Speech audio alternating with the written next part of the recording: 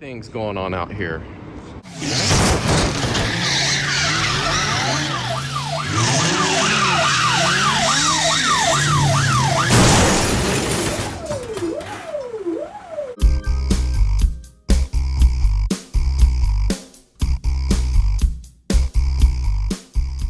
Hi, I'm Elon. I'm so smart, I'm rich, I'm funny, I make rockets and babies. Hey guys, welcome back to the channel. So we all know I'm a huge Tesla fanboy. I'm also a big fan of Elon Musk, although bigger fan of Tesla. You saw the title of the video. Elon is wrong about a lot of things. If you've ever seen his Twitter account, he's all over the place. But today we're talking about one thing in particular. Today's topic that I think Elon is wrong about is Robo Taxi. Now there's two kinds, and I'll get into that real quick here. Tesla is going to come out with its own dedicated vehicle called a Robo Taxi. I don't know if that's the official name yet, but that's what they're calling it. A Robo Taxi vehicle is going to be an autonomous machine that just drives around picking people up and taking them where they need to go. It's its own thing, and that is not what I'm talking about. I'm talking about when Elon says that you can take your own personal Tesla and turn it into a robo-taxi by buying the full self-driving software and let it do its thing. So why do I think Elon is wrong about this whole thing?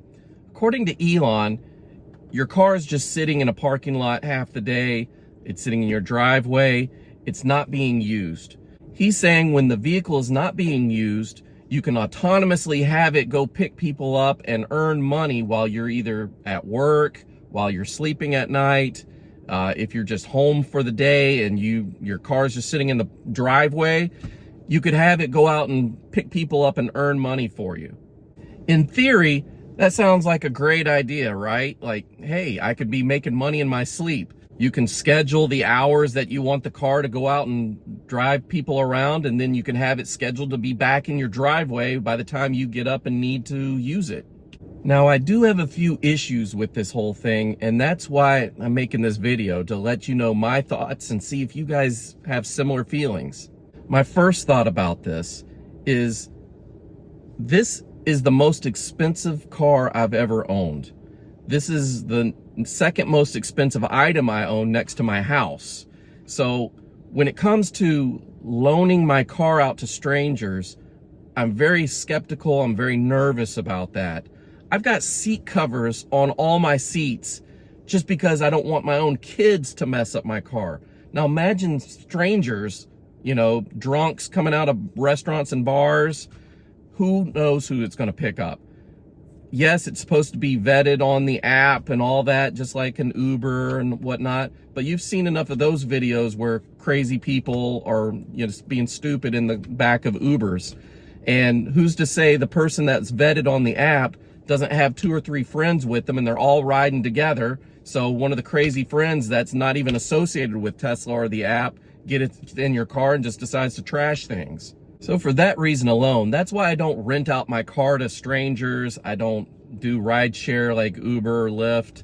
I just don't like strangers in my car because this is my baby. I'm the crazy guy that's looking at all the scratches on the outside, and I'm always cleaning the interior and wiping things down, making sure everything looks great.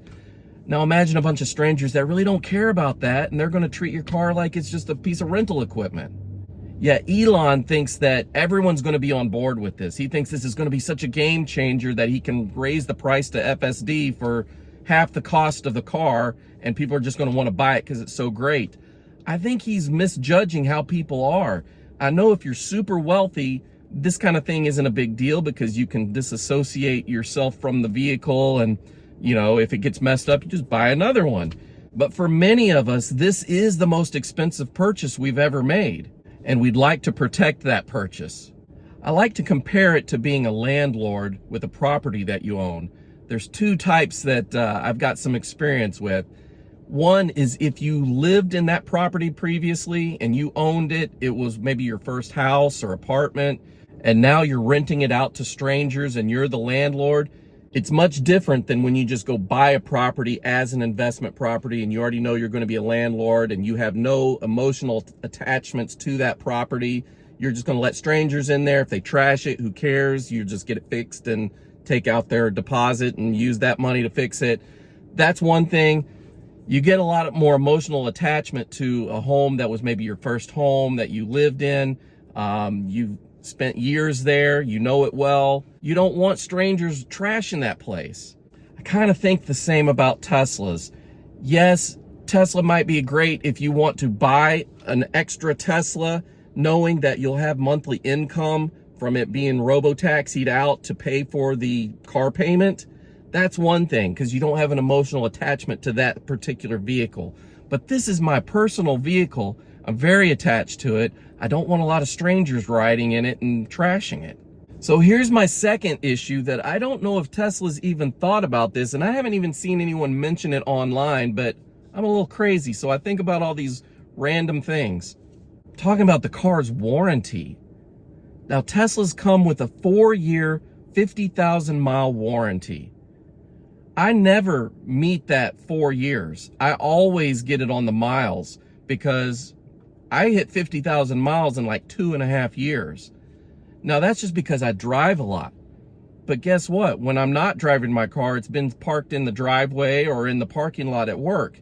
So what if I was doing a robo-taxi type of gig and my car was always driving? I'll hit 50,000 miles in a year. So what are Tesla's plans for those people that are going to be robo-taxiing where it's constantly driving around with warranty? Are you going to honor an extended warranty if they sign up for that program? Are you going to give them unlimited miles? Are you going to give them 300,000 miles of warranty? Or are you just going to stick them with the 4-year, 50,000 mile warranty, and if they run out in a year, oh well?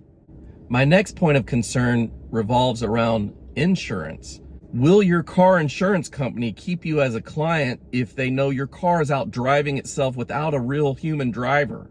Will they raise your premiums because you're not there? Your car insurance company quotes you your price based on your driving experience and you as a driver. If you're a bad driver, you've got high premiums. If you're a good driver, you've got low premiums. So how are they going to insure you if you're not even the driver? Now, I will say this. FSD has been really safe. It's been good. It's made smart decisions. I'm not real concerned about the car making a lot of mistakes and causing accidents, but you never know about the human drivers around the car that don't realize what's going on with this, that have accidents with it.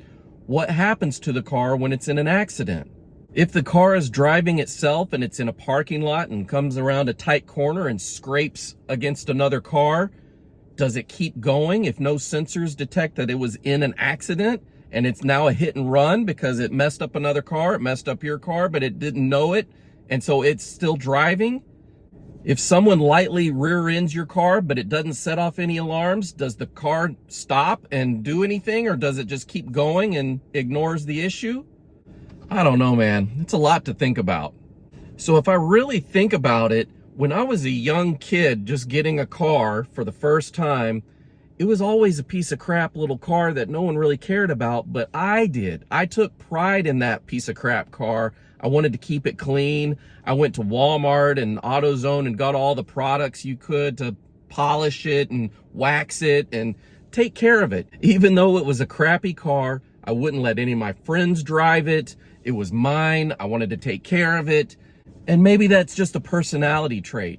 Maybe Elon isn't wrong with a certain group of people, but I think a lot of people kind of think like I do. The more the masses are thinking, why would I send out my most expensive prized possession out into the world by itself for a bunch of strangers to use and abuse?